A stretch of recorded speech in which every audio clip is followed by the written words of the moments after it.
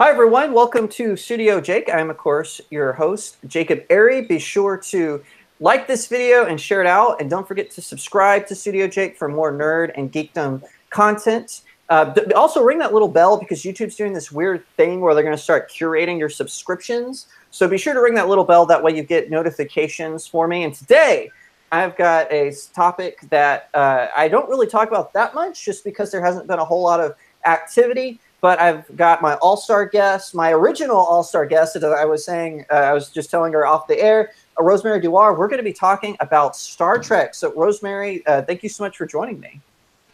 Thank you so much, Jake. I'm so happy to be back. I even have my Romulan ale ready to go. Nice. So, I know. I almost really brought you back to Gino. Yeah. That's probably going to be the only Deep Space Nine reference this whole episode, by the way, for those of you who got that little Easter egg.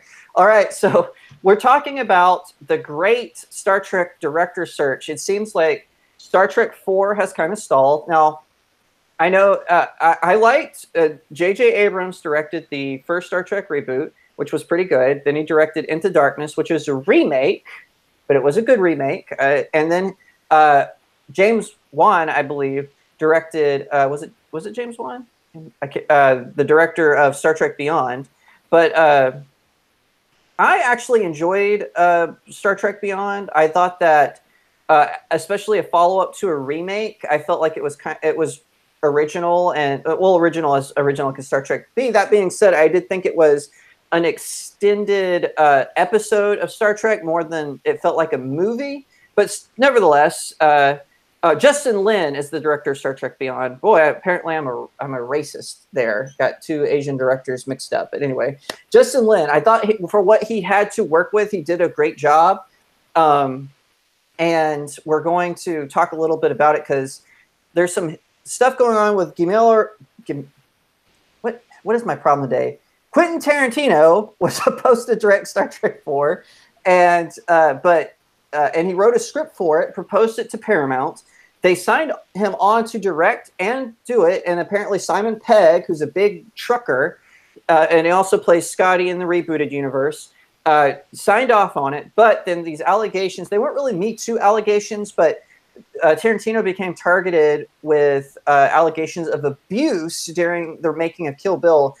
His main star, Charlize Theron, has accused him of this. So Paramount is like in this weird limbo where we may still go ahead with him, but we're also kind of looking for someone else. We'll let him do it if we can't find someone else. That's kind of been where they are right now. So I'm curious. Rosemary actually inspired this. That's why she's on today. She tweeted out a couple of her picks to direct Star Trek 4. And so we're going to talk about these picks and who do we think should take over the Star Trek franchise should Tarantino actually be fired or they decide not to go with him. Because I think they're trying to weather, and Rosemary, you can correct me if I'm wrong, but I feel like they're trying to weather this outrage against him, seeing if it kind of blows over, because it seems like they want him to direct it. But now they're not so sure because, like I said, it hasn't really been a Me Too thing. It's more not really a sexual misconduct charge. It's more of a abuse charge. What do you think? Absolutely. I do think that they are kind of waiting it out. They have not come out with a stern statement saying that he is no longer on the project. And there's still rumors of him being on it or at least directing some type of influence with it. So they are trying to see whether or not someone else's name is going to pop up higher in the ranks to see if it'll actually help the distribution of the film. But yeah, it's a waiting game at this point.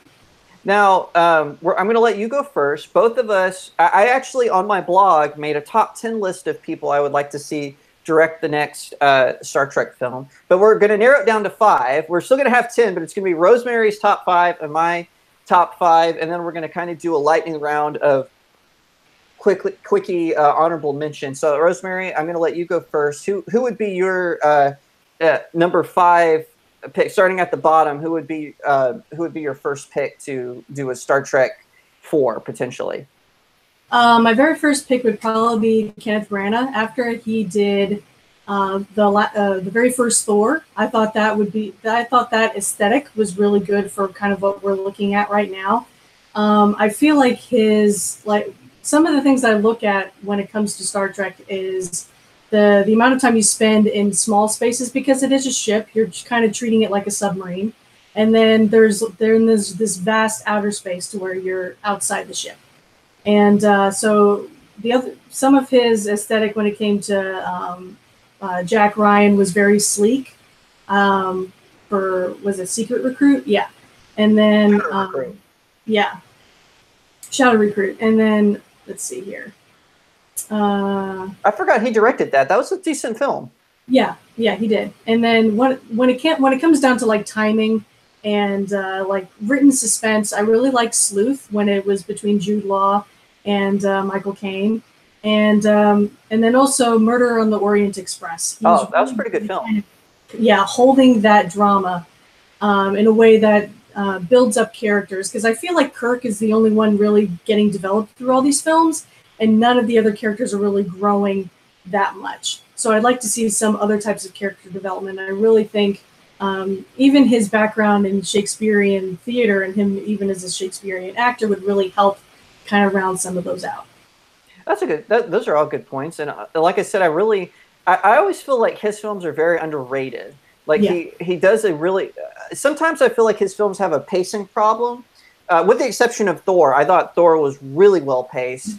But I feel like I did enjoy Jack Ryan's Shadow Recruit. I did enjoy Murder on the Orient Express. Both of those films, like I said, have had a couple of pacing problems, but I do think he's an underrated director. I think I agree with you. I think he would do a good job with that.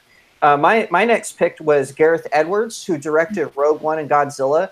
And part of my, I know it's strange, but since J.J. Abrams made the jump to Star Wars and then single-handedly destroyed it, Gareth Edwards tried to save it with Rogue One, and he also did a good job with Godzilla. And the reason I say he would do good is, now, one of the things his films kind of lack is character development, but I feel like with a series that already has established characters, I think he could step in, because that was kind of the criticism of Rogue One. I disagree with that. I thought I thought at least Jyn Erso and what's the guy's name?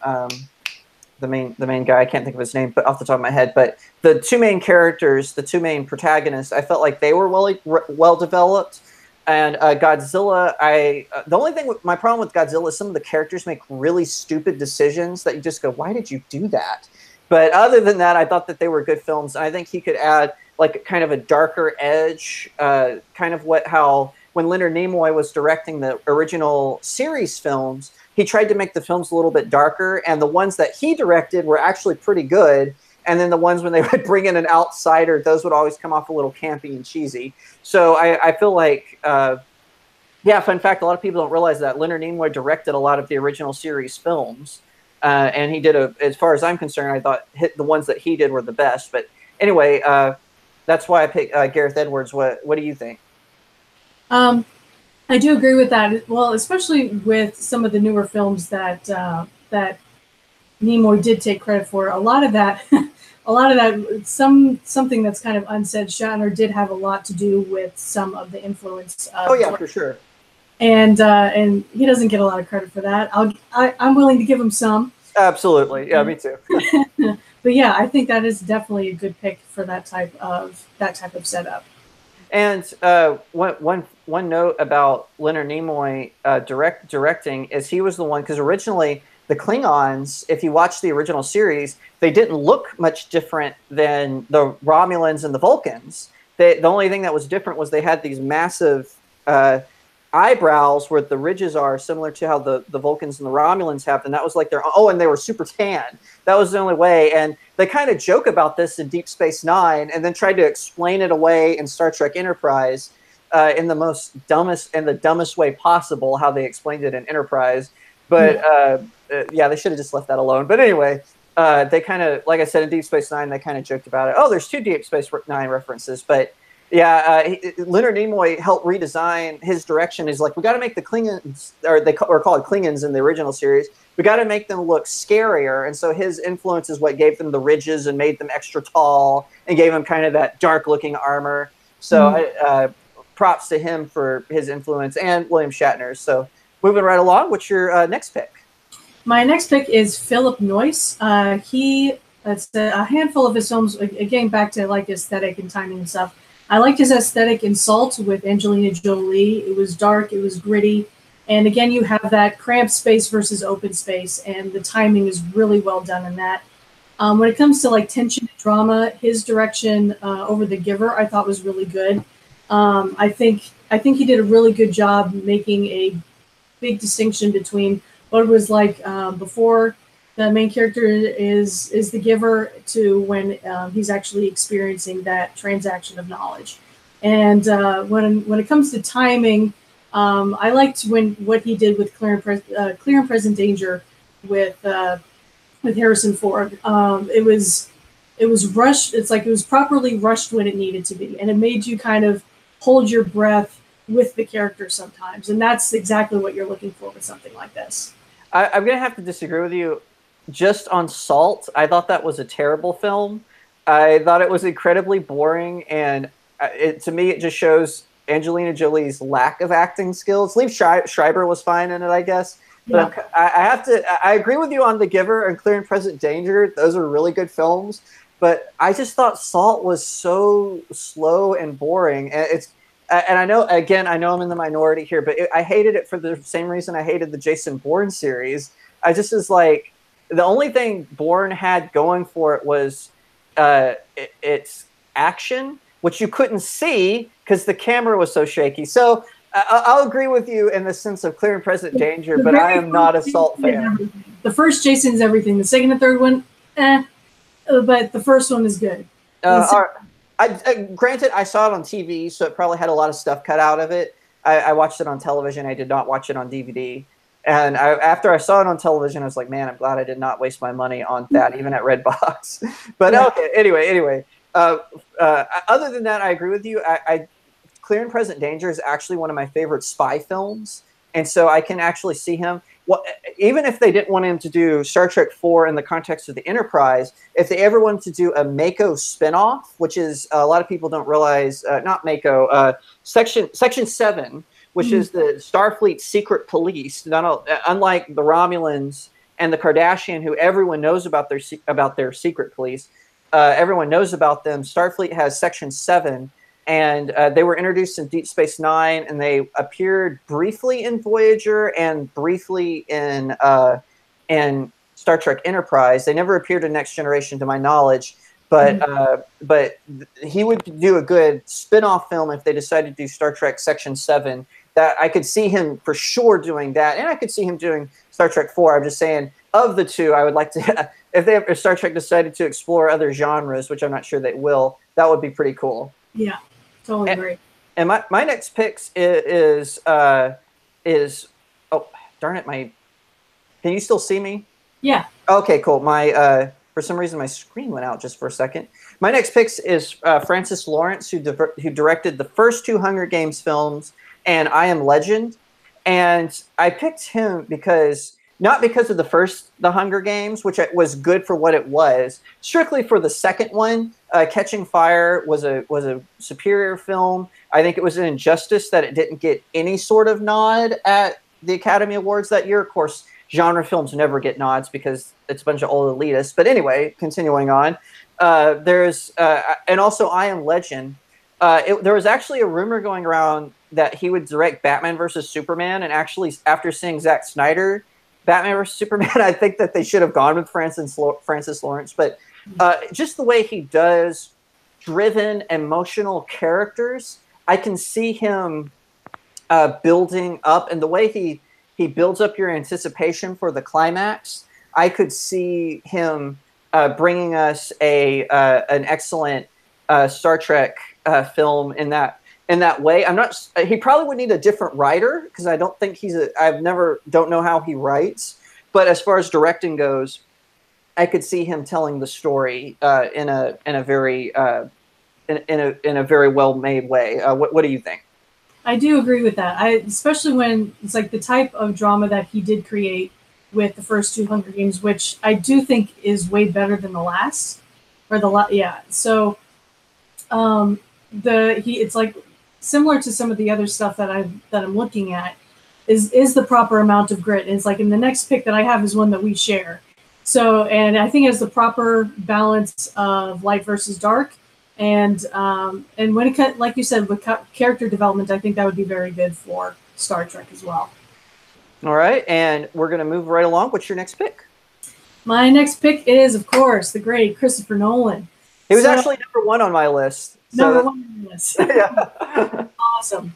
I was like, I have two more that I think are a little bit, better suited for this. But it's like when it comes to, definitely when it comes down to timing and aesthetic, I really enjoy Interstellar. He already understands space, which is great. And even his time travel lineup is already on pace with what Star Trek already does. And when it comes to like cramped space versus open space, I really enjoy what he did with Dunkirk, and that gave you kind of when you see a whole bunch of people in the same uniform all the time. It still gave enough contrast to each character in order for you to still kind of follow along and be invested a little bit in everybody, even though you focused on two particular people the entire time. And of course, his work with Dark Knight is still like that. It's just one for the record books. He's going to be known for life for it. But again, it's a proper amount of dark without going Tim Burton. Right. And so it's not like fantastical creepy. It's the usual amount of darkness that you see within the human character. And I do think that is somewhat lacking in Star Trek, to where I feel like all the evil is very cartoony, especially when they've reinvented Klingons and some of the newer aliens that they're introducing into the universe. So I'm just like, it feels more like the cartoon that they had come out during the 80s, 70s, and 80s. I'm just like, that's not really what we're trying to find. So if we're able to find a more humanistic type of evil, I think that would move a lot more of the action much cleaner within the Trek universe. I agree with you, and in fact, Interstellar, I always say it's my least favorite Nolan film. But wait, let me finish. It's my least favorite Nolan film, but I still love it. So that's it's just, if I was to rank Nolan films, it would be at the bottom, but I still like it. Yeah. My issue with Interstellar is it wasn't his script. It was obviously him and his brother rewrote it, but it was Spielberg's step. Spielberg wrote Interstellar. He was supposed to direct it. He dropped out for some reason. I can't remember why, but that's why I could tell that it wasn't his script. And so when it inserted his themes, to me, it didn't match the overall feel of the film. But I still love it. And I agree with you. He's probably my favorite director right now. Dunkirk got a lot of flack for some reason. A lot of people were saying they liked Hacksaw Ridge better. And now I haven't seen Hacksaw Ridge, so I can't say if it was a better film. It could be, but I feel like a lot of people who were like into filmmaking seemed to like Hacksaw Ridge after they mocked it incessantly. Because in the trailers, Andrew Garfield has that goofy accent, but then when they actually went and saw the film, they loved it. And also Mel Gibson directed it. So, but yeah, I agree with you. I could see, and I know that this isn't going to play well, but that's actually why I kind of like Star Trek Voyager. Is you have a ship that's in outer space, and the first season it's just them consistently discovering new aliens, and then when they realized, oh crap, we got to figure something out. Then they started making like the Borg and the Hirogen and I can't remember the other species, but they started making recurring villains, and it made the show made more sense that way. And they should obviously still introduce new species and stuff because they're in a different sector of space. But it made sense having kind of those recurring villains in the Borg, in the Hirogen, and so on and so forth. So anyway, moving right along, we're to my next pick, which is Scott Dickerson, who directed Doctor Strange. And I think he would make a good one. He can work with special effects. He's good at character development. Doctor Strange, of the new movies that have come out in this phase, with the exception of Black Panther and Avengers Infinity War, Doctor Strange, I'll just say this, Doctor Strange was the third best of phase 4 so far. Are we still in phase 3? No, this is phase 4. Of phase 4 so far, that movie is third best for sure. And I sometimes go back and forth. Sometimes I wake up, was Doctor Strange better than Black Panther? You know, I kind of do this, but I feel like, especially with his ability to take characters who need humbleness, because that's one of the things about Tony Stark, which I love the character. He doesn't really grow up until Civil War and Spider-Man: Homecoming. He kind of just stays the same character, except in those 2 films. But I feel like Doctor Strange, we got to see him evolve from this arrogant surgeon into someone who's responsible enough to take care of the Time Stone. So spoiler alert for, sorry, I should have put a spoiler alert for any of that for those of you who have been living under a rock for the last 10 years. But anyway, just wanted to throw that out there. What are your thoughts? I do agree, and I think his again, that's the way that he deals with time. Again, works with the type of continuum that Trek works with, right. And bouncing between the metaphysical and the physical, I think, is something that would be something interesting to reintroduce into the new Star Trek that is kind of lacking as well. And yeah, definitely a good pick. Now, what is your next one? I believe we each have 2 left, correct? 2 left. 2 left. All right, go for it. Okay, so my next one is Peter Weir. And it's like after he did, and the reason I'm picking him is simply pretty much solely on Master and Commander. Again, I feel like there is this. Wait, can I just a quick question? Is he the one who directs like every 5 years? He just takes a 4-year break. Okay, yeah, okay. I know who he is. Okay. Yeah, it's like the reason for my next 2 picks is simply because I do think that there's a lack of understanding of what a spaceship does in space when it comes to the naval aspect of it, and I feel like there's a lack of continuity in like the usage of action. And one thing that I felt when it comes to some of the previous Star Trek films, there's a lot of sometimes sitting duck syndrome to where, which, I mean, even though it's happening, there's still plenty of other drama going on each individual ship during a scene. And I think everyone is expecting movement all the time, or if there is movement happening, it's inconsistent. Right. And it's like when someone has an understanding of what a naval battle or naval action entails, I think it will work better for that type of drama.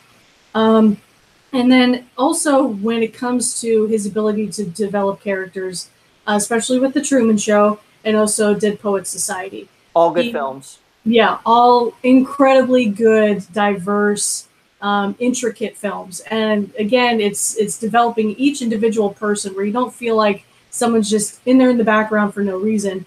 Everyone has a little something to give towards the plot.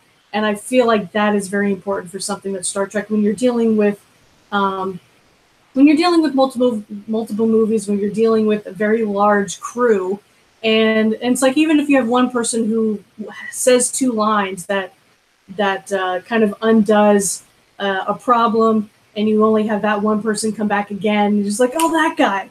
I feel like that's also kind of lacking. Again, Kirk is so central that he's the only one being developed, and that would definitely help.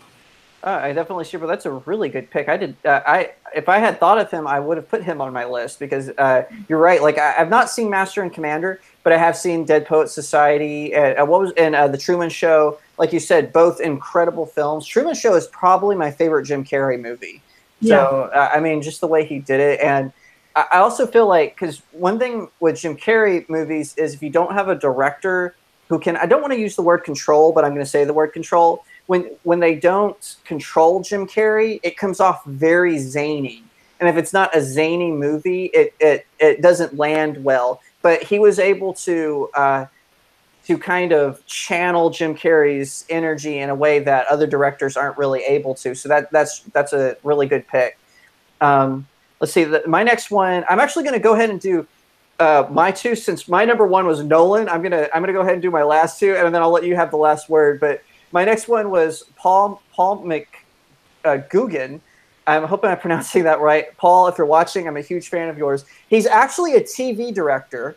He's directed several Sherlock episodes and several Luke Cage episodes. And Luke Cage is my second favorite Netflix series. Daredevil's first.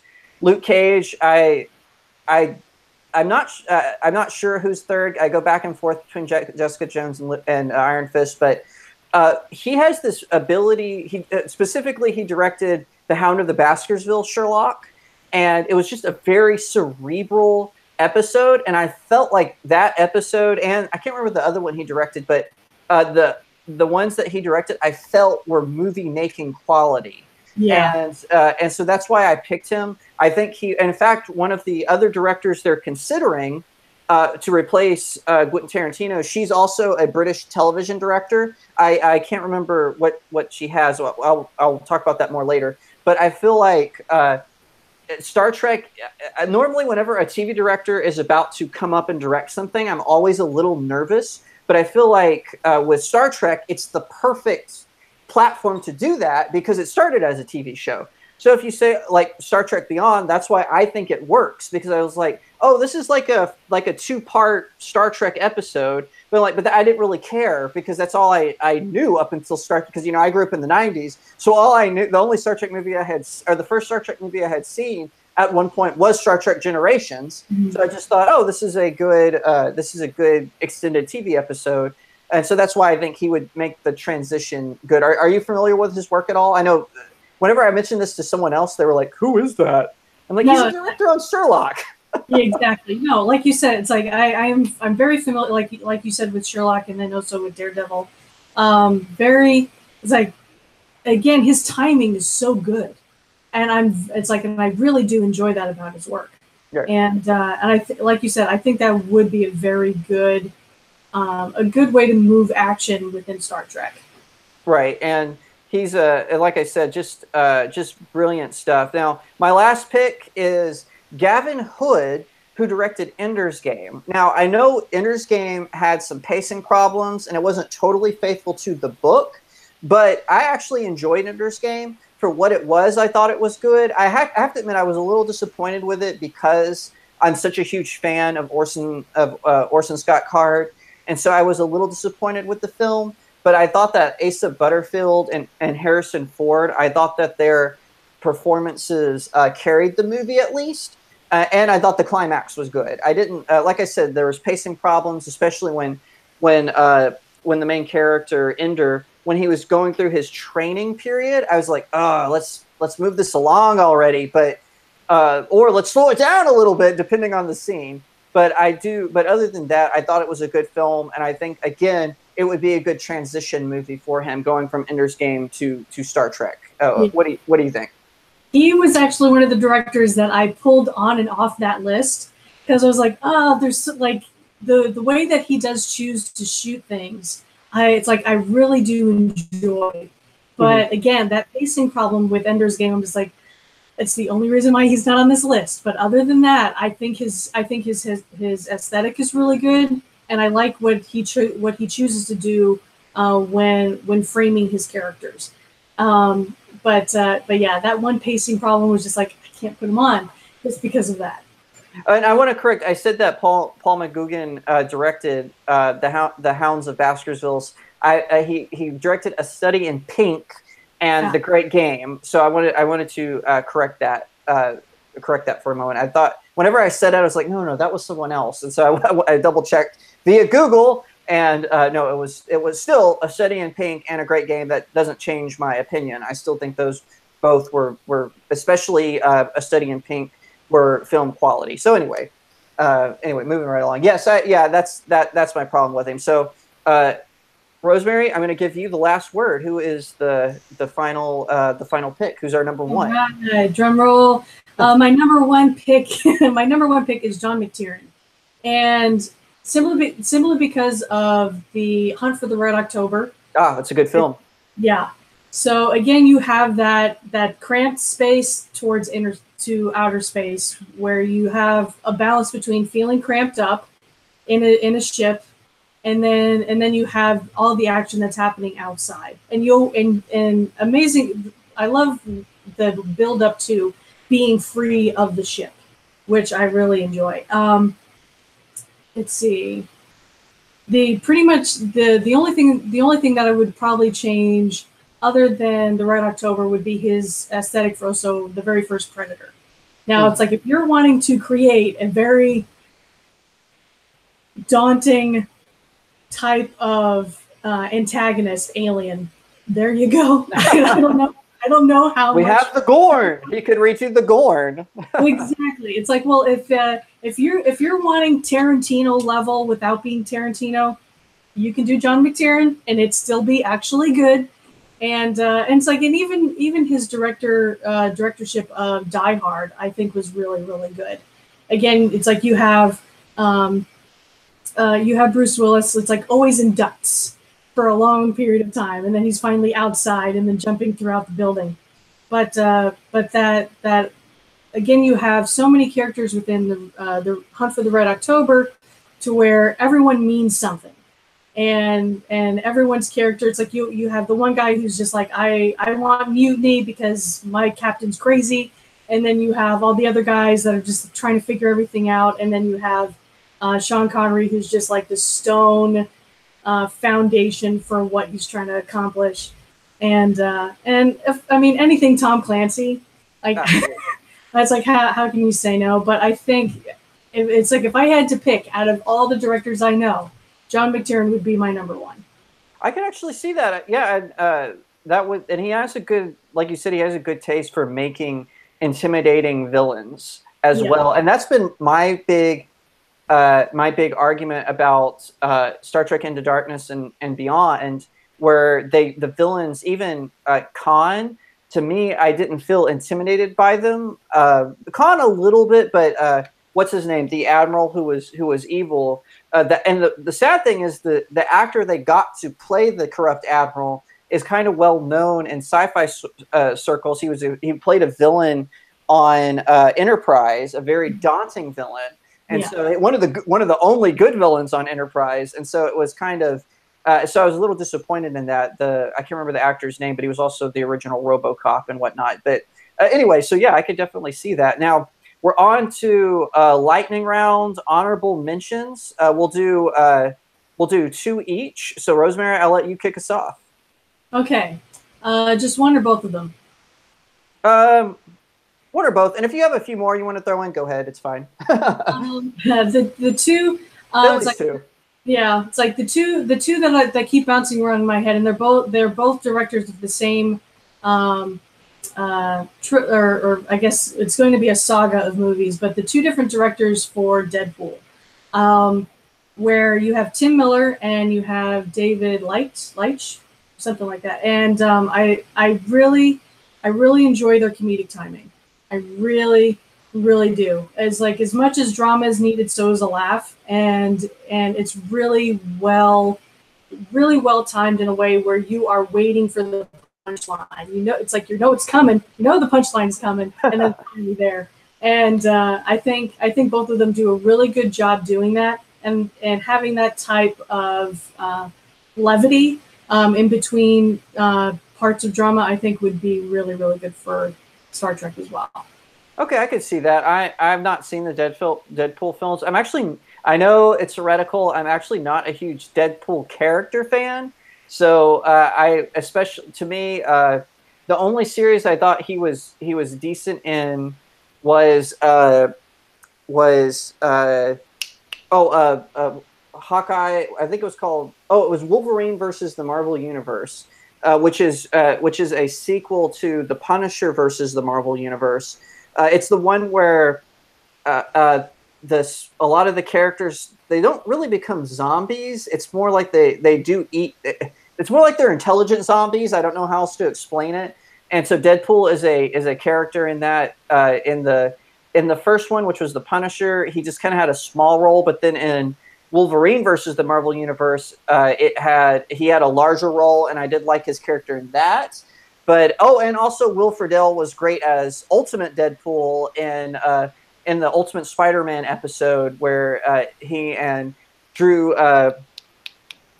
Bell, Drake Bell who voices Spider-Man in that show, the two of them had really good chemistry. voicing Will Friedle as Deadpool and Drake Bell as Spider-Man. They had really good on-screen chemistry. So I'll take your word for that one. But like I said, I'm not a huge Deadpool fan. But my picks, I'm going to go with Edgar Wright, who directed Baby Driver, and Scott Pilgrim versus the World, which is Scott Pilgrim versus the World is the ultimate millennial film.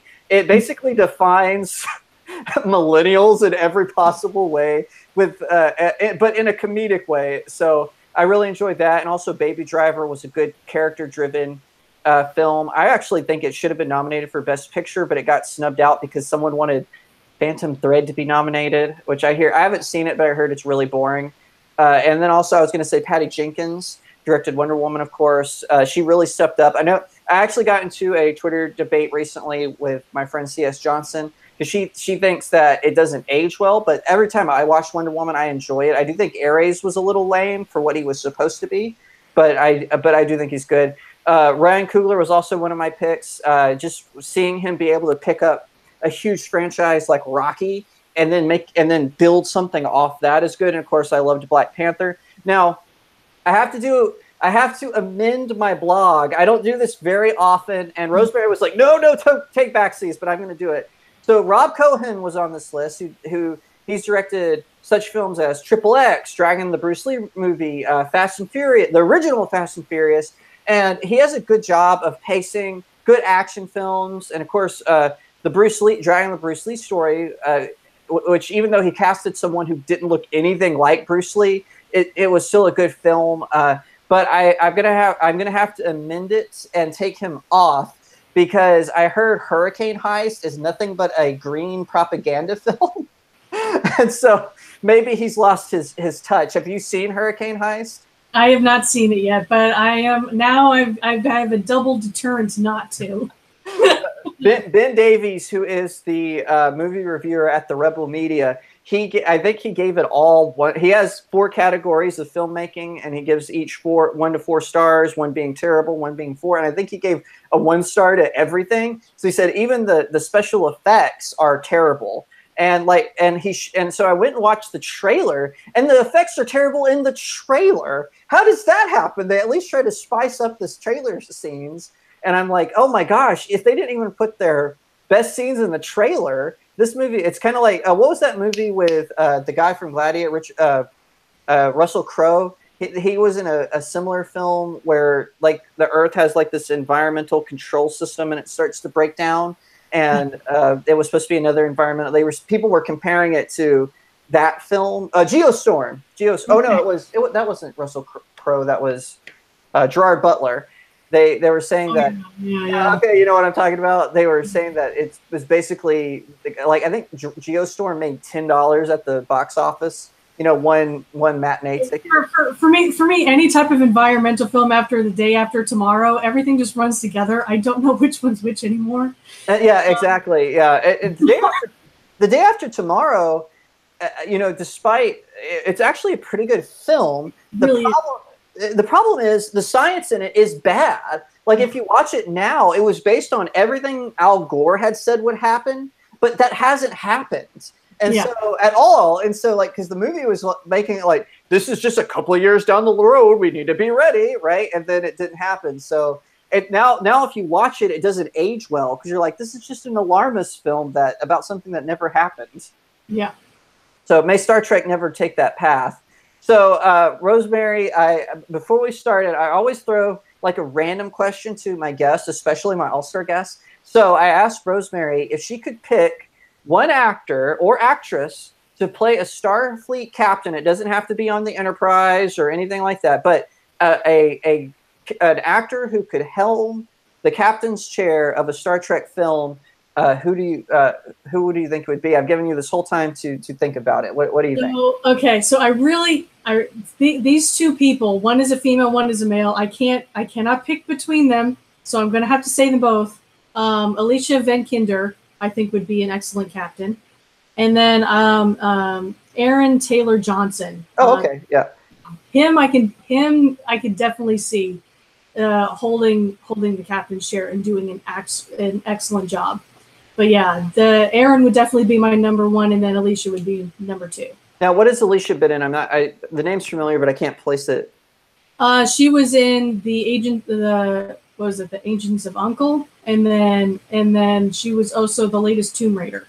Oh, okay, yes. All right, now that pops up. I haven't seen either of those films. Someone told me that you can feel free to correct this because I haven't seen the new Tomb Raider, but someone told me that movie what really wasn't that good. Is that incorrect, or was it good for what it was? Like, so it kind of looked like to me it looked like because I know it's based on a video game, and it looked more like they were trying to do a B action film on a A-list budget. Does that sum it up well? It's a little bit like Aliens and Cowboys meets Indiana Jones. Okay. It has the right amount of campy. I do think the relationship between her and her father are better developed this time around. It is a little slow. It's not the best, but I would give it a solid B. Okay. Yeah. That's fine, and that's fair. Okay, now I haven't seen a film with her, so I can't really say if I agree with you. But for sure, who was the second one? Aaron Taylor Johnson. Aaron Taylor Johnson. I have seen him. He's a good actor. I could see him pulling it off in the big chair. It's like after Anna Karenina, and then I mean he's done Kick-Ass, and then he was Quicksilver for a minute. Right. So Godzilla. Yeah, it's like I'm looking forward to seeing more of what he does. I wouldn't mind seeing him on Star Trek. That'd be fun. Yeah, and I actually, it's kind of funny because before Star Trek Beyond, someone asked me who would make a good Starfleet captain. I actually said Idris Elba, but then they made him the villain in Star Trek Beyond. And he was spoiler alert, he was a Star Trek captain, or Starfleet captain. So I predicted the future a little bit, which is really rare for me. Normally, because I'm so contrarian, my predictions are way off like they were for Justice League. So, oh man, my Justice League prediction was it was way off. For those of you who don't remember, whenever Alfred, there's a scene which they cut it from the film, but there's a scene where Alfred, where this figure appears to Alfred, and he said you'd come. Let's hope you're not too late. And I said, oh, they're not stupid enough to bring back Superman for the first Justice League, except in flashbacks or dreams. So they're going to wait for part 2. So this is clearly either going to be Green Lantern or Shazam or possibly Black Adam. That's what I said. And boy, was I wrong. They were stupid enough to bring back Superman in the first Justice League movie. So that was a way off prediction there. So it was so predictable. It wasn't predictable, I guess. But yeah. So in other news, Star Trek news. This will be our last bit. But it was announced by Paramount that they recruited C.J. Clarkson to be a Star Trek director. Now, I'm not familiar with her work. I know she's directed a couple of Jessica Jones episodes, and she did direct one Heroes episode, but it was when Heroes was going downhill, but that was all the writers. I don't blame the episode directors for that. The writers were just giving FU to the show fans the last 2 seasons. Yeah. So I'm not familiar with her work other than the Jessica Jones episode. It's not like Paul McGugan where I've seen several properties he's directed. So I'm not really sure if she'd make a good director. Or looking at her Wikipedia page, let's see, she's done shows like EastEnders, Hustle, Life on Mars, a couple of Dexter episodes, Ugly Betty, which I only watched 1 episode and I wanted to wash my eyes out afterwards. She did direct 2 episodes of The Defenders. So I guess I'm a little familiar with her work, but not totally. Have you seen anything that she's directed outside of that? She's done a couple of films, but they've mainly just been low budget films. Nothing really mind blowing, as far as I know. A film called Toast sounds interesting.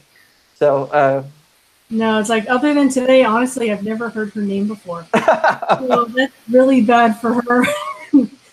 So yeah, I don't have anything to gauge her really on. And like you said, the stuff for Heroes, yeah, the last little bit was just being like, we're done, we don't care. Yeah. And, yeah, I'm not going to blame her for that. I actually, when they added it to Netflix, I actually really enjoyed the first 2 seasons. But I could at the finale of season 2, I went, oh, this is, or no, I'm sorry, season 3 was pretty awful compared to 1 and 2. But I was like, I'm going to give it a chance but then after the finale of season 3, where spoiler alert, they killed off one of the main characters, I was like, no, the series is over. It's done.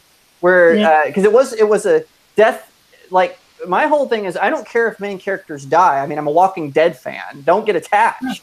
But to me, it has to have a purpose. It can't just be a death for death's sake. And that's why I actually stopped watching Walking Dead, because all the characters who had died for some reason. And then when they killed off Emmy Kinney's character, Beth, when they killed off Beth, it was a death that didn't mean anything. Yeah. And I was kind of like, and I know that they were trying to say, oh, this is what happens in this world, but it didn't do anything to the story other than just piss me off. So I apologize. I shouldn't say piss in front of a lady. I did it twice, but I apologize.